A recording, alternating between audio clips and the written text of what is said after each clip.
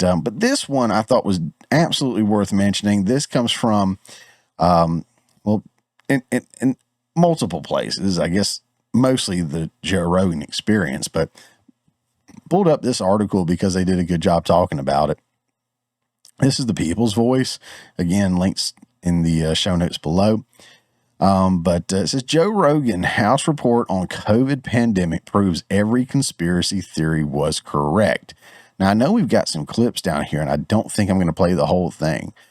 But if you guys remember, during COVID, I mean, it was, you had the people that just believed it, hook, line, and sinker, everything they said. Then you had people that questioned some of the stuff. And then you had like your big time conspiracy theorist people, right? Turns out the people that were questioning it were pretty much 100% right on what they were saying. The conspiracy theorists were pretty close to about 90% or so right on everything. And the people that bought it hook, line, and sinker, well, I don't know what to tell you. But like I said, we'll roll on down here a little bit. It says the House released a 500-page report on the pandemic. Rogan explained on his podcast this week, they basically said all of the conspiracy theorists were correct, every single one of them. No repercussions, no apologies, none of it. I'm not going to keep reading everything because I believe he goes into it in this clip. It is, no, I'm sorry, this is only a minute long, so I'll play it. Actually, let's go ahead and do that. So I'll kind of know how to skip around in the article because I forget what he says on this. I was thinking it was 8 minutes. I guess I was thinking of something else. So let's go. The House released a 500-page report on COVID-19 pandemic. Key findings: COVID-19 likely originated from a lab-related incident in Wuhan, China. Crazy. You get banned from YouTube for saying that. Banned. Okay, over $200 billion in relief funds lost to fraud, with criminals exploiting weak oversight. Prolonged lockdowns and arbitrary mandates cause severe harm, economic devastation, mental health crises, and historic learning loss, while lacking robust scientific support. Policies ignored natural immunity, pushing mandates that eroded trust and harmed public perception of science. Absolutely. WHO and CDC compromised by political interference, offering inconsistent, unscientific guidance that fueled public distrust. And the key players included federal agencies, and Cuomo's administration actively obstructed oversight efforts and hid critical evidence. Christ. Select subcommittee on coronavirus pandemic basically said all the conspiracy theorists were correct. Every single one of them. No repercussions, no retractions, no apology from Rachel Maddow. None of it. So here's what's really interesting. You guys are going to find out in real time. Okay. So I record my shows and I put them up on Rumble, Odyssey, and YouTube. I have a feeling this full show will be up on Rumble and Odyssey just fine. I'm a little concerned about this segment that I just played here, that clip being on YouTube. If I have to take that off, or if I get a strike or something like that. But to his point is, and I'm going to get into this in a minute a little bit more, but everything that they've said was real, was legit, was right, that the conspiracy theorists were right on. Got you banned from YouTube, or X back in the day, Twitter. Got you taken off social media, got you banned. People lost jobs because they were fighting things back. You saw nurses saying this isn't right, and they lost their jobs. A lot of, it's wild, right? I don't think there's anything else incredibly shocking in this article. I really wanted to just kind of read that. And most of the article, of course, is his quotes. But I pulled it up. I'm going to pull it up. It says, the report raises profound questions about accountability and transparency, urging society to confront the systems that allow misinformation peddled by the global elite to be taken at face value by the mainstream masses. The consequences of these actions erode public trust, widespread societal divisions, and untold harm to individuals and communities demand a reckoning as damning evidence continues to surface. The importance of holding leaders, institutions, and media outlets accountable grows ever clearer. So, yes, again, I don't know if YouTube's going to strike me for sharing this and or tell me I got to take it down or whatever. But at the time, there were doctors that were coming out saying the science isn't there.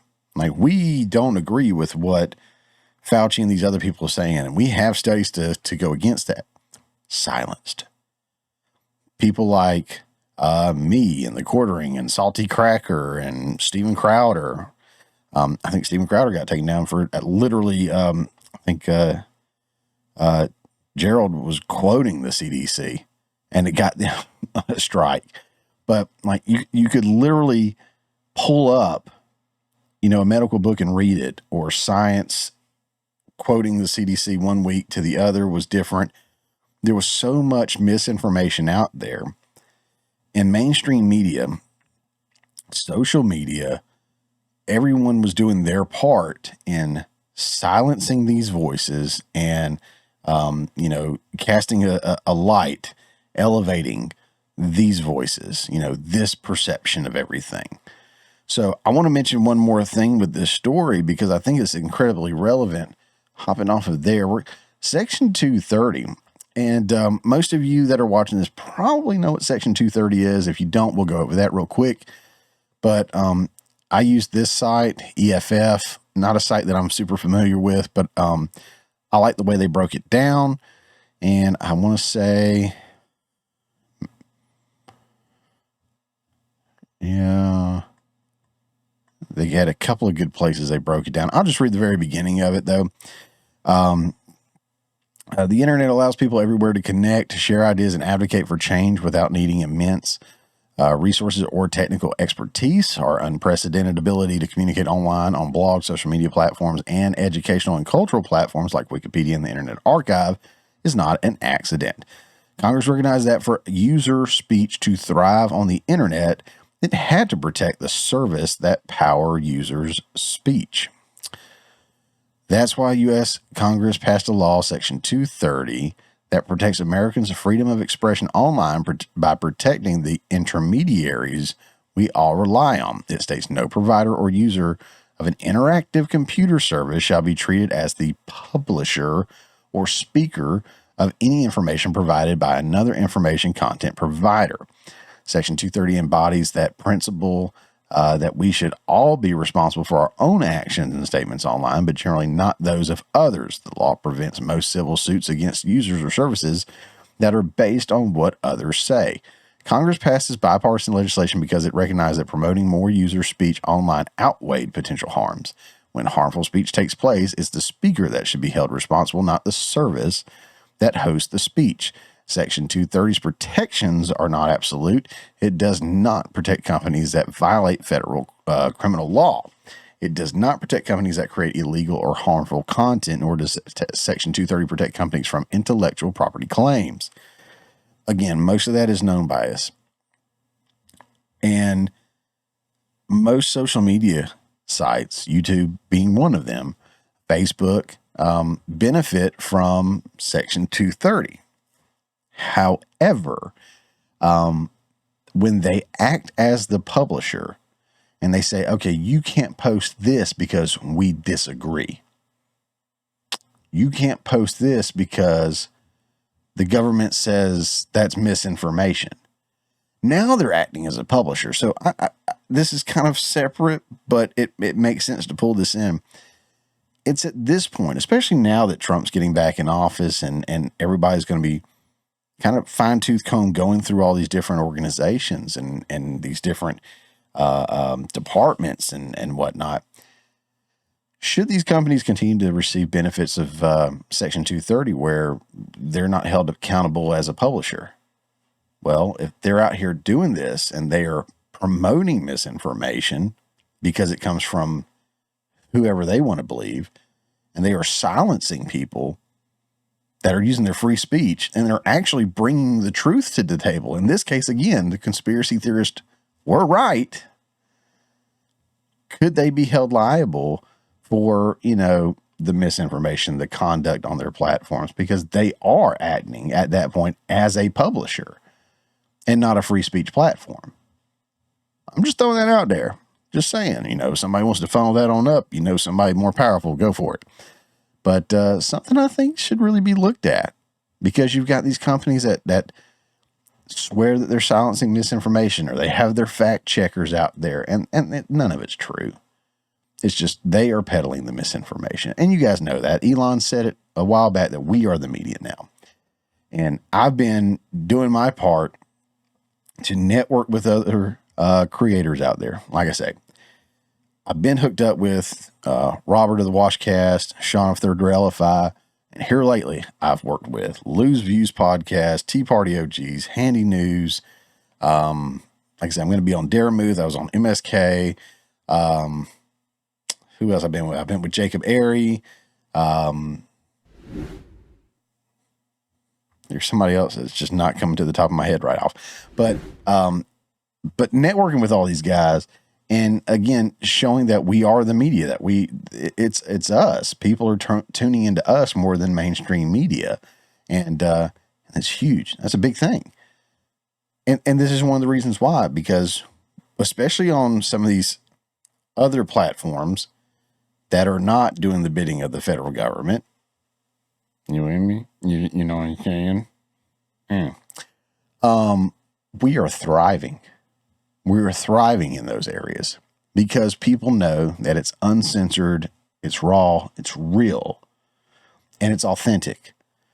I'm not beholden to any pharmaceutical companies advertising. I'm not beholden to the federal government cracking a whip and saying, you're going to lose funding for this or that or whatever. I have no funding unless you guys want to fund me, with something like this. I'm just saying it's the holiday season.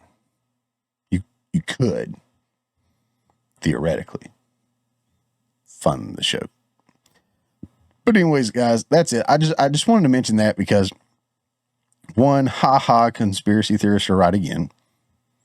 Not a big shocker there, to be honest, right? But again, to tie into that, let's review Section 230 again.